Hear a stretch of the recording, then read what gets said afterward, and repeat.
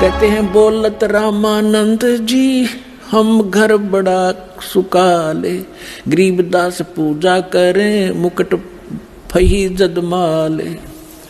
परमात्मा कहने लगे सेवा करो संभाले करे, सुन स्वामी सुर ज्ञाने, गरीबदास सिर मुकुट में माला अटकी जाने। स्वामी घुंडी खोल कर फिर माला गल डारे, गरीबदास इस भजन को समझ सके कर तारे।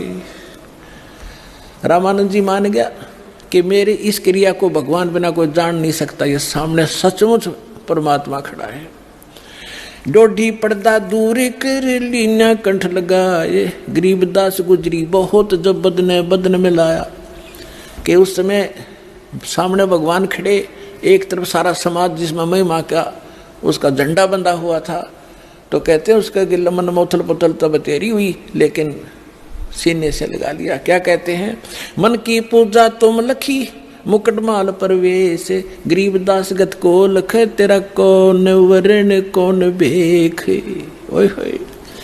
रामानंद 104 साल के ब्राह्मण आंखों में आंसू घेर कर कह डालते हुए कह रहे हैं कि मेरे मन की पूजा तुम लखी, तुमने जान ली। मेरी मुकुट में माला फंस गई, तो डालना चाहा था मुकुट में, कहा उलझ गई थी। तब मालिक ने कहा था इसको खोल के गुंडी फिर गल में डाल। मन की पूजा तुम लखी ये मुकुट माल प्रवेश।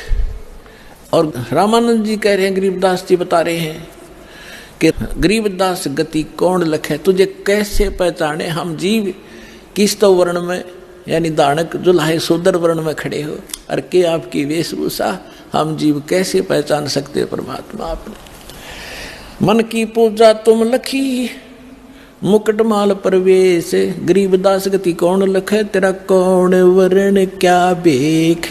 फिर कहते हैं ये जो दीक्षा तुम दी मान ली मन मोरे, गरीबदास तुम कोमल पुरुष और हमरा बदन कठोरे। अब बुद्ध विद्वान पुरुष थे, समझ गए कि मेरा अहम तोड़ा है, अहंकार टूटे बिना भगवान मिला नहीं।